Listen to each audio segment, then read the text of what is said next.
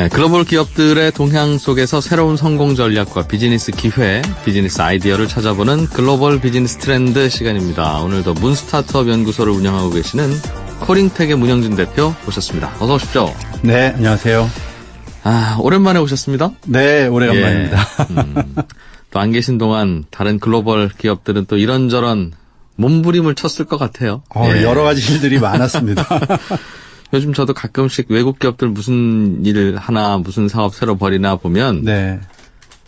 이 친구들도 정말 뭐 확신을 가지고 하는 게 아니라, 네. 이런 것도 해보고 저런 것도 해보고 그러는구나. 그러면서 잘 되기도 들어요. 하고. 예, 잘 네. 되기도 하고, 안 되기도 하고, 네. 그런 것 같아요. 기존 사업 계속해서는 어차피 답이 없다고 생각하는 거죠. 그렇죠. 제프 베조스가 한 말이 자기가 한 500개 정도 하면 한두 개 잘 된다. 자기는 실패를 워낙 많이 하기 때문에 네. 그래서 가끔 성공하는 거다 이런 얘기를 하더라고요. 그러게요. 돈 안 쓰고 실패를 좀 해야 되는데. 그러면 좋죠. 몇 번 실패하고 나면 미천이 떨어지니 이거 참. 그러니까요. 그러니까 좀 덜 쓰면서 해봐야 될 것 같아요. 그래요. 또 오늘도 또 다른 글로벌 기업들이 어떤 네. 시도를 했고 어떤 성공과 실패를 했는지 들여다보면서 또 우리도 이런저런 아이디어를 떠올려 보죠. 오늘은 어떤 소식 갖고 오셨어요? 네, 오늘은 음식 얘기하고 자동차 얘기 등등을 가져왔는데요. 네. 스테이크 혹시 좋아하세요? 뭐 좋죠. 스테이크. 예. 지난번에 저희가 네. 그 피자 만드는 로봇 얘기를 잠깐 드린 적이 있어요. 뒤에 그 얘기가 나오긴 하는데 예. 자동화되고 또 사람의 손을 덜 거치는 것들이 사람들의 관심이 많은데요. 최근에 미국의 우드스탁 근처의 도시에서 스테이크를 파는 자판기가 나왔습니다. 고기를 구워 팔아요? 아직 구워 팔지는 않고요. 예. 이제 신제품에는 굽는 기능이 들어간다고 했는데 거기에 이제 그 도시에 양질의 고기를 그 프로세싱하는 장소가 푸주간 같은 장소가 있었는데 우리나라로 치면 뭐 횡성 같은 곳인가 봐요. 그렇죠. 정육점 예. 같은 게 있었는데 예. 워낙 맛있는 고기를 팔다 보니까 사람들이 자꾸 고기 이제 사러 찾아왔대요. 오는구나. 네. 예, 예. 거기는 이제 도매상이니까 소매업은 안 하는데 예. 그러다 보니까 딱 두 사람이 일을 하던 곳이라 이거를 자판기에 넣어보자라는 생각을 한 거예요. 그렇다고 일일이 오는 소매 손님들 다 하나씩 포장해드리고 응대하기에는 어려우니 네. 대량으로 파는 도매 고기 유통업체다 보니까. 네. 그래서 자판기에 넣어놓으면 일주일 내내 24시간 가동이 가능하잖아요. 날고기 판다는 거죠? 날고기를 1인분씩 포장을 해가지고 팝니다. 자판기에 넣고. 네, 우리나라에도 그런 비슷한 서비스를 시작을 한다는 얘기를 들었는데, 네. 미국에 그렇게 처음으로 최근에 자판기가 가동이 된 거예요. 그거 괜찮네요. 가동한 지 한 2년 정도 됐다라고 하는데요. 수익이 얼마나 납니까? 물어보니까, 예. 하루에 한 1,000만 원 단위로 팔립니다. 이런 얘기를 했어요. 뭐 정확히는 얘기 안 하지만. 그렇군요. 그냥 그 근처에 손님들이 많으면 정육점 하나 내지? 라는 생각을 할 수는 있는데. 네. 인건비의 문제였을까요? 인건비도 있고, 말씀드린 대로 24시간 활용할 수 있는 장점도 있고, 또 이걸 브랜드화해서 팔 수도 있기 때문에, 예. 우드스탁 그쪽에서 시작을 해서 이제는 맨하탄으로 내년에 들어가고, 필라델피아나 시카고 쪽으로도 확대해 나갈 계획이라고 합니다. 대도시에 들어간다는 뜻인데. 네. 소비자 입장에서 보면 대도시에는 다른 마트들도 있는데 네. 그냥 거기 가서 장바구니에 담아오지 24시간 하니까 24시간 하는 것도 있고 예. 그렇기 때문에 이제 차세대 다음 버전에는 이 자판기 안에서 고기를 구워서 나올 수 있는 기능도 넣겠다라는 포부를 밝히고 있습니다. 그럼 그 구워서 길 가면서 먹어요? 그 벤치에서 먹어도 되고요. 하기야 뭐 햄버거, 샌드위치, 피자도 먹는데 그렇죠. 스테이크를 못 먹으리란 법은 없으나 거기 왜 우리나라 등심 리바이 스테이크를 21불에 지금 팔고 있는데요. 그 고급 레스토랑을 가면 최소한 30불, 4만 원, 뭐 40불 줘야 되거든요. 줘야 되겠죠. 네. 팁도 들어야 되고 음료수도 시켜야 되고 하니까. 근데 그렇지 않고 그냥 21불 주고 앉아서 먹으면 괜찮죠. 야, 이게 대놓고 썰어야 되는데 스테이크는. 이게 쉽진 않겠습니다만 그냥 손으로 잡고 햄버거처럼 뜯어 먹는 것도 뭐 방법이야 찾으면 되니까 플라스틱 칼 줘도 되고. 그 자판기는 어떻게 생겼어요? 우리나라 소다, 콜라 같은 거 파는 거랑 비슷한데, 미국에 가면 샌드위치를 이렇게 꺼낼 수 있게 안에 돌아가는 통이 있는 그런 자판기예요. 네. 그럼 돈 넣으면은 통에 한 섹션만 딱 열게 돼 있거든요. 그런 샌드위치 판매하는 기계랑 거의 비슷하게 생겼습니다. 여기저기 다니면서 샌드위치도 팔고 피자도 팔고 하는 자판기들이 미국은 여기저기 많은가 봐요. 많죠. 학교에도 있고, 뭐 상가에도 있고 많죠. 그렇다 보니까 네. 스테이크도 파는 게 부자연스럽지는 않은가 봅니다. 이제 가능해질 것 같습니다. 여기서 이제 구워서도 팔겠다라는 발표를 했으니까. 네. 그럼 앞으로는 그냥 좀 저렴한 돈에 스테이크를 먹을 수 있는 세상이 올 것 같습니다. 저 같으면 옆에 콜라 자판기 하나 같이 운영하면 네. 뭐 잘 팔리겠네요. 그렇죠. 싱가포르에도 자판기만 20대 갖춰놓은 레스토랑이 있다는 얘기를 들었는데요. 네. 가능하죠. 이게 자판기가 잘 되기만 하면 네. 이게 뭐 들어가는 게 전기요금밖에 없으니까. 네. 요즘처럼 인건비 비싸져서 이런저런 고민하시는 분들은 자꾸 이런 쪽으로 생각을 하실 텐데. 네. 그렇군요. 네. 아까 저 피자 파는 무슨 로봇? 네. 그게 무슨 얘기였어요? 저희 코너에서 한 1년 전인가 소개를 해드렸었는데요. 예. 미국의 줌이라는 회사가 생겼습니다. 어떤 회사냐면 우리나라 그 피자를 주문하면 피자 가게에서는 사람들이 그 도우에다가 그 밀가루 반죽에다가 뭐 토핑들을 뿌리잖아요. 이 토핑 뿌리는 것을 사람이 아니라 로봇파를 넣어서 굉장히 속도 효율을 높인 거죠. 그리고 효율을 더 높이기 위해서 굽는 것을 배달하면서 트럭에다가 오븐을 넣어놨어요. 그러니까 가는 트럭 안에서 배달하면서 굽는 거죠. 정말 그럼 오븐에서 막 꺼낸 걸 띵동하고 누를 수 있겠네요. 그렇죠. 우리나라 일반적인 피자는 오토바이 뒤에 따뜻합니다. 그래가지고 이제 가져가잖아요. 미국도 그랬는데 예. 트럭 안에 오븐이 있으니까 만드는 건 로봇팔로 빠르게 만들었지만 거기다 더 좋은 거는 배달하면서 구웠으니까 정말로 신선한 피자를 그 배달해주는 회사가 줌이었어요. 로봇을 도입한 건 역시 사람 좀 적게 쓰고. 그렇죠. 효율이 낮고 또 뭔가 개선할 수 있으니까. 이거 논란이 좀 있겠네요. 이게 수제 피자냐 아니냐. 로봇 팔도 팔 아니냐. 네. 그럴 수 있죠. 네, 우리나라는 뭔가 좀 특별하게 만들었어요라는 의미로 쓰는 수제인데. 네. 어쨌든. 근데 이 회사가 괜찮다 보니까 최근에 소프트뱅크에서 약 7,500억 원 정도 투자하겠다라는 얘기가 나오고 있습니다. 어허. 이게 인건비가 비싸서 그런가 봅니다. 사실은 정말. 그런 것도 요인이겠죠. 로봇도 싸지는 않을 텐데. 네. 별별 로봇들이 요즘엔 정말 소매 업체에도 네. 많이 도입이 되고 있어요. 그렇죠. 그러니까 최근에는 음식점도 우리나라도 키오스크라고 그러나요? 이 네. 쿠폰을 파는 그런 장소들이 많이 늘어났는데 예. 이 줌이라는 회사의 CEO는 자동화가 되더라도 사람의 일자리는 많이 줄어들지 않을 것이다라는 얘기를 합니다. 다만 효율성은 확실하게 늘어날 것이다라는 설명을 합니다. 왜 어떻게 그게 안 줄어요? 쓰던 종업원 안 쓰게 될 텐데. 도미노 피자 예를 드는데 도미노 피자가 전 세계에 약 200만 개를 구워내는데 아하. 매장이 한 1,500개 있대요. 전 세계에 네. 우리나라에도 있으니까요. 네, 예. 그러면은 그 매장에서 하루에 판매되는 피자가 한 130개 굽는 피자가 그 정도 되는데 네네. 이 지금 줌에서 만드는 피자를 만드는 기계를 통해서 만들면 네. 하루에 1시간이면 120개의 피자를 구울 수가 있대요. 이 토핑하는 네. 로봇이 그 토핑하고 굽는 것까지 다 해서. 굽는 거야 화덕에서 구우니까 그럼 우리나라도 별도로 하더라도 어쨌든 효율성이 급격하게 늘어나니까 아하. 사람들이 다른 더 그 고객과 서비스를 한다라든지 더 부가가치가 높은 것들을 할 수 있기 때문에 이게 꼭 사람을 줄이는 건 부정적인 것만은 아니다라는 설명을 합니다. 그렇군요. 소프트뱅크가 이 회사에 투자했다고요? 아직 최종 결정은 아닌데 언론에 나오고 있는 걸로 봐서는 조만간 최종 결과가 발표될 것으로 보여집니다. 이런 것도 투자 가치가 사실은 뭐 투자하는 것들이 요즘 네. 음식점 프랜차이즈가 몸값이 꽤 높더라군요. 네. 알겠습니다. 단순한 사람들의 일자리는 줄어들지 않을까요? 그래도 그럴 소지는 단순한 있습니다. 일하는. 네, 그럴 소지는 있습니다. 그러니까 그분들이 이제 그럼 다른 일을 찾고 서비스를 해야 될 텐데 네. 찾아지겠죠. 예전에도 무슨 증기기관 나오고 그럴 때 네. 그럼 사람은 뭐 하라는 거냐. 네.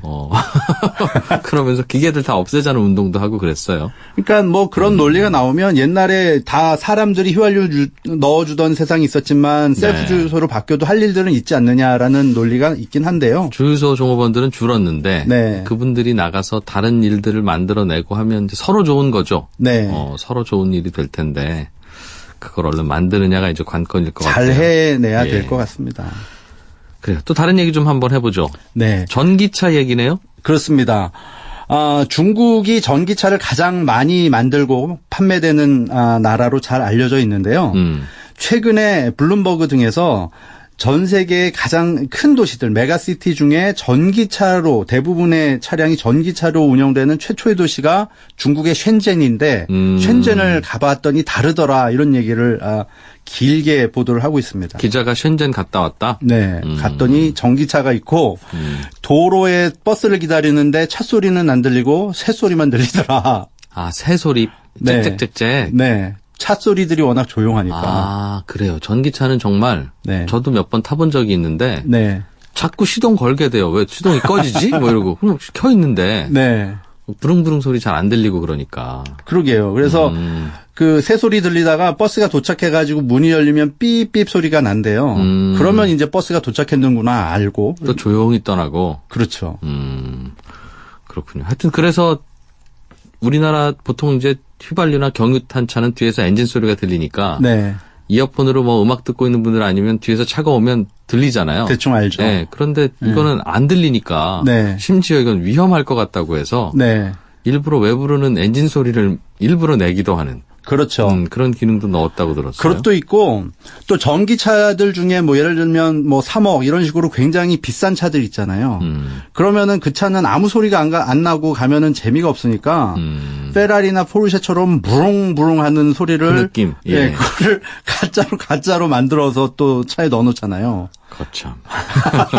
그래서 쉔젠에서는 차 소리가 잘 안 들리는데 가끔 아주 고급 차가 가면 부릉하는 그 전자 소리가 들리는 경우도 있다. 이런 우스갯소리를 합니다.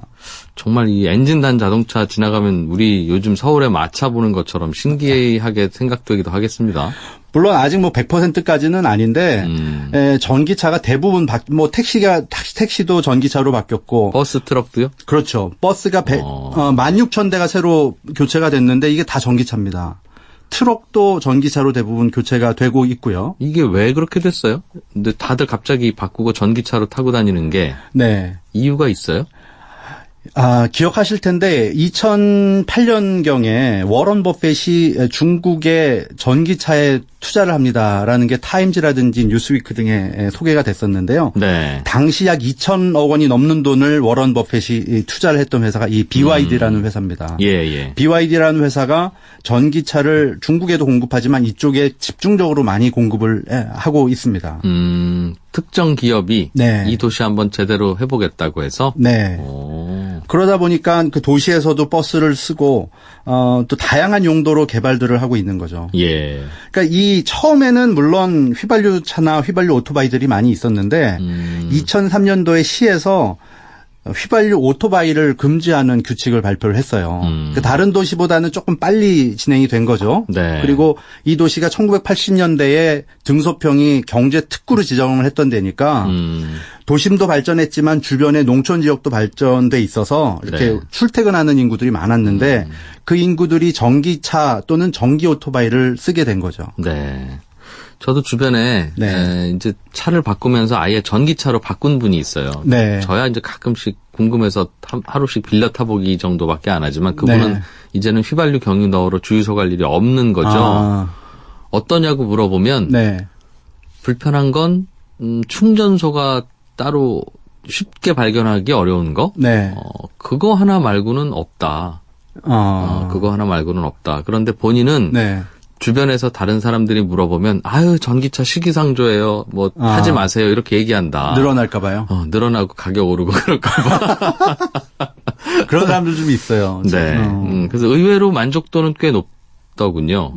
그런데 아주 추운 겨울에는 생각보다는 그 달리는 거리로 표시되잖아요. 겨울에 배터리가 빨리 좀 방전된다 그러죠. 그래서 여름에 에어컨은 괜찮은데 네. 겨울에 히터 틀면 전기가 많이 먹는답니다. 그래서 그러니까 두꺼운 오리털 파카를 입고 타야겠네요. 예, 그래서 왜 우리는 자동차 히터는 특별하게 튼다고 기름 많이 먹는 게 아니잖아요. 네, 네. 그래서 왜 그런가 물어봤더니 당연하더군요. 그러니까 우리가 보통 자동차 히터는 앞에서 엔진 열을 그냥 그렇죠. 어차피 날아갈 열을 네. 실내로 잠깐 끌어들였다가 내보내는 거니까 네. 그것 때문에 특별히 돈 더 들 일 없는데 그 전기차는 히터를 트는 거 아니에요? 전기차는 네, 히터를 만들어서 틀어줘야 되니까 네. 그 전기 아꼈다가 전진해야 되는 전기로 열선을 돌려야 되니 장갑 끼고 타야 되겠네요. 그거 하나 정도 네. 그렇다고 해요. 그러니까 이 중국의 BYD 그의 왕 회장은 이 전기차의 확산에 대해서 굉장히 확신을 가지고 있는데 이 왕 회장은 2030년까지는 중국의 대부분의 차가 전기차로 바뀔 것이다라는 얘기를 합니다.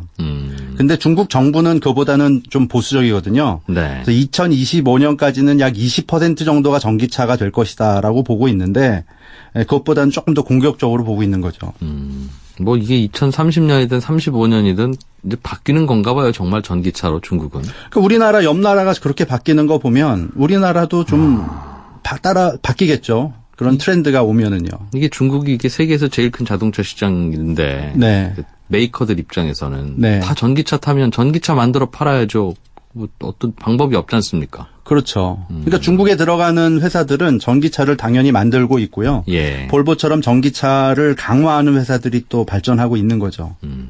그러니까 이러다 보니까 BYD라는 회사는 미국에도 이제 전기 버스를 수출하고 있는데 페이스북, 스탠포드 대학 이런 데다가 자기가 만든 버스, 전기차를 또 수출을 합니다. 스쿨버스용으로 직원버스? 그렇죠. 네. 그거야 뭐. 아무튼 다음번 차 사시는 분들은 고민 많이 하셔야 되겠어요. 지금이야 뭐 경유차, 휘발유차 타고 다니는 분들도 네. 다음에 나 무슨 차 사야지라고 생각할 땐 네. 예전에는 뭐 얼마짜리 어떤 모델 이것만 결정하면 됐는데 전기차 사야 되는 거 아닌가? 이런 그런 생각을 분들 있을 거예요. 네. 왜냐하면 아마 몇 년 후에 샀다가 네. 보통 10년까지야 못 하시더라도 탈고 나면 중고로 팔아야 되는데 네. 그때가 얼추 이제 2030년에 가까워질 거라고요. 그렇죠. 그럼 그 중고차 사시는 분들 입장에서는 네.